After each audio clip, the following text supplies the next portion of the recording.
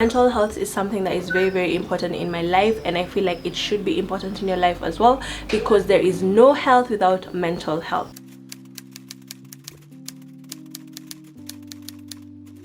Hello, welcome back to my channel. If you're new here, my name is Didi and I make fashion, lifestyle, travel, beauty and mental health content.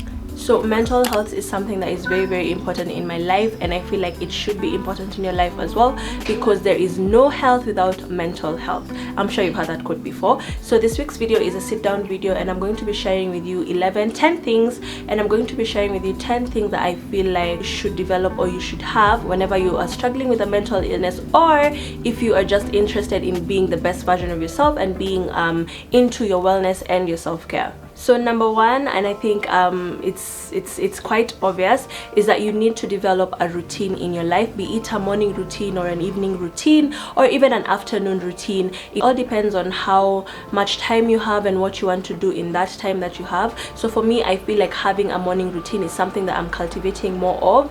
By that I mean waking up at a set time every single day, trying to condition your mind into getting used to waking up at a specific time would be good for you. Also developing an evening routine, for example, you can say like around 8:30, no socials for that time. So that's what I usually do. Like whenever it reaches 8:30, there's no Instagram, no TikTok, none of that, because evening time is for me to decompress and to spend time with myself and to do other things like, you know, cooking, making sure like my room is neat and ready for me to come in when I'm ready.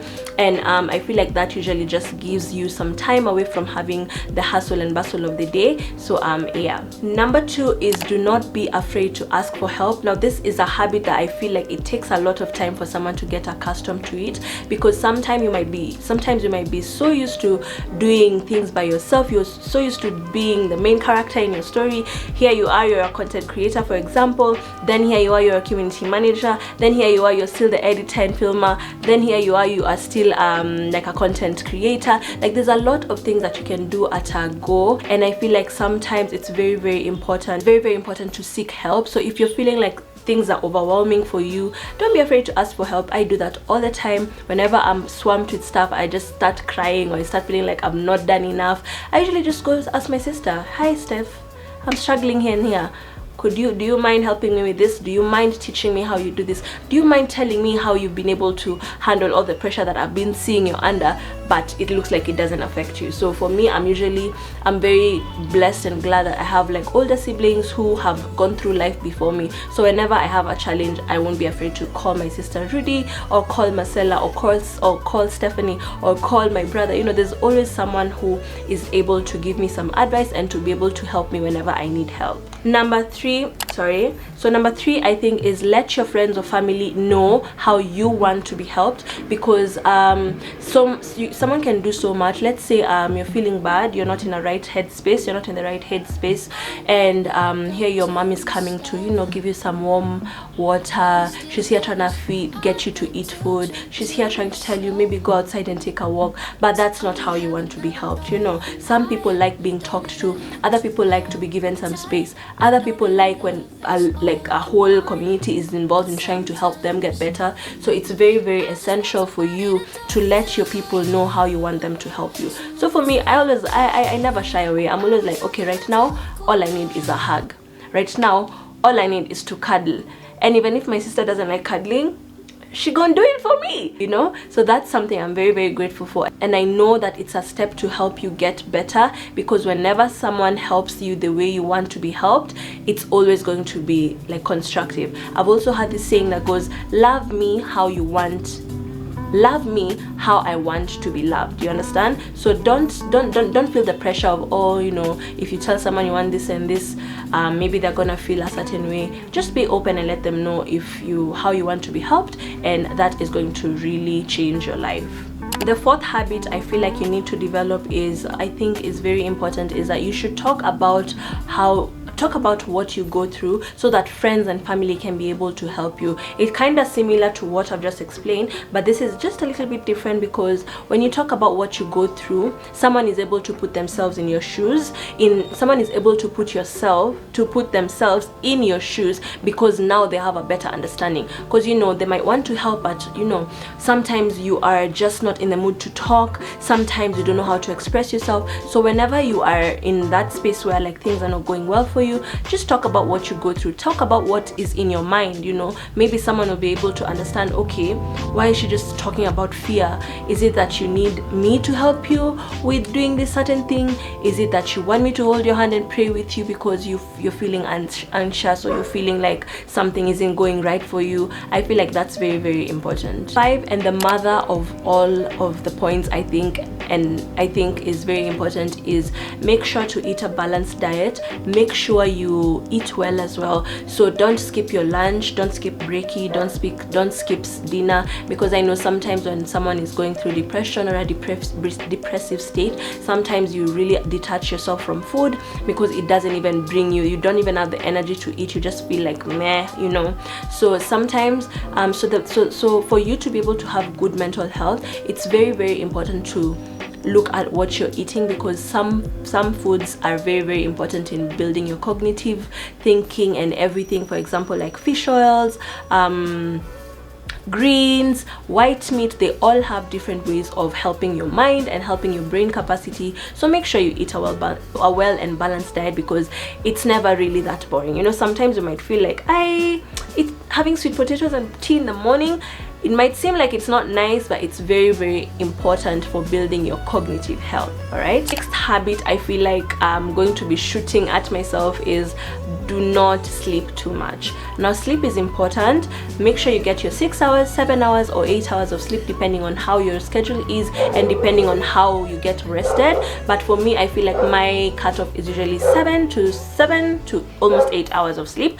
And sometimes I go beyond and I find myself sleeping at 10:30, and then I'm waking up at 8, and I find that I'm feeling very, very guilty, like, why am I waking up at this time? But sometimes you just need to be kind to yourself. All right, just make sure that you don't develop habits that make you lazy, because sleeping too much does make you lazy. It makes you feel like you have nothing to do, makes you feel like that's the only thing you can go to. But I feel like sometimes whenever you find yourself sleeping too much, it's because you're trying to get away from something, and the sleep will do that temporarily. But when you wake up in the morning or when you wake up in the evening, you'll find yourself in the same spot. So naps are good, naps are important. Just make sure that you do not sleep too much. The 7th habit I feel like you need to develop is that make yourself feel whatever you're feeling. All right, you can be feeling low, you can be feeling high, you can be feeling happy, you might be feeling in between. Allow yourself to feel whatever it is that you're feeling. Sometimes if you need to cry it out, cry it out. If you need to scream, scream. If you need to just like detach, but make sure when you come back stronger, and do not dwell into that season where like every single time you're feeling low, because now that's what happens when you start getting into a depressive state. So just make sure you allow yourself to feel whatever it is that you're feeling and have an action point to it. 8, stay positive. That is my mantra for this month, for the next year, and for the rest of my life.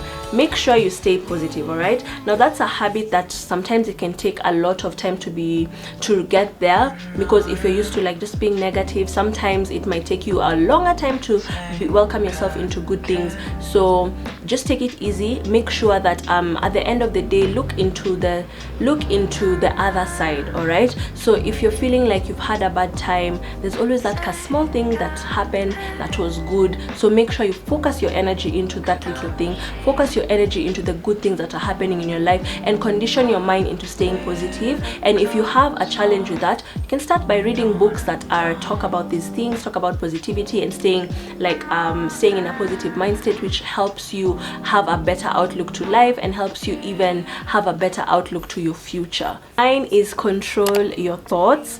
I know it might sound a bit impossible whenever like all these things are happening in your mind. You're like, oh my god, I'm a bad person, oh my god, I don't keep time, oh my god, I'm this and this and this. Sometimes when you keep on dwelling in that season, it actually comes to happen, because there's a saying that says, out of the abundance of the heart your mind speaks. Yeah, I think out of the abundance of your heart are the issues of life.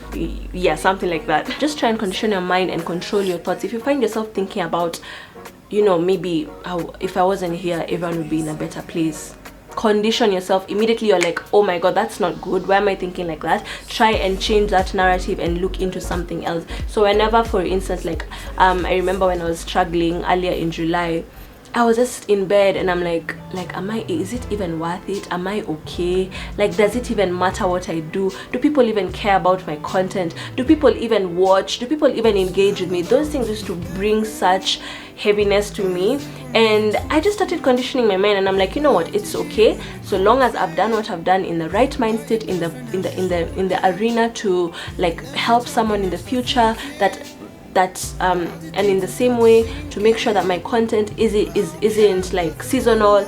I'm making sure that I'm putting an impact in everything that I do. That's all that matters. So whenever those bad thoughts come to me, I'm like, bad energy, stay far away, all right? Yeah, but on a real note, for whenever you find yourself in a rut, just make sure you condition your mind. It might seem a bit hard in the beginning, but it all takes time. It takes 21 days to build or break a habit, so try it. And even you could keep a tiny journal of all the things that you've done to counteract your negative state.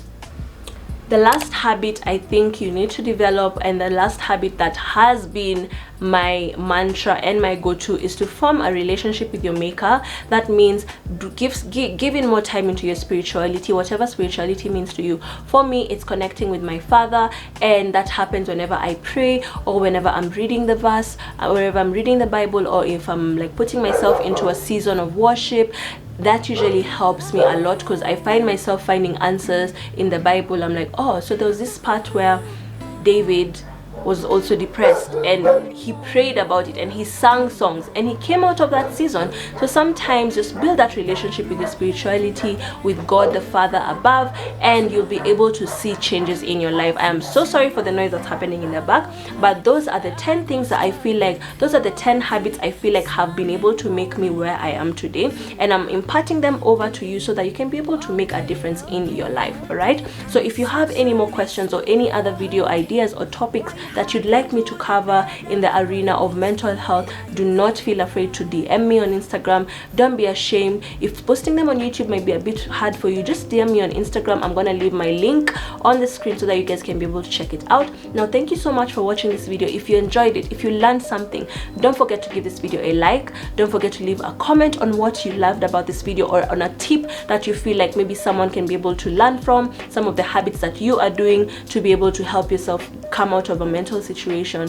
Maybe feel free to write them down in the comments. And thank you so much, and I hope that you will turn on your post notifications so that you can be getting notified every time I post a new video, and I'll see you guys on my next one. Stay happy, stay positive, and remember to be you, be true, and be beautiful.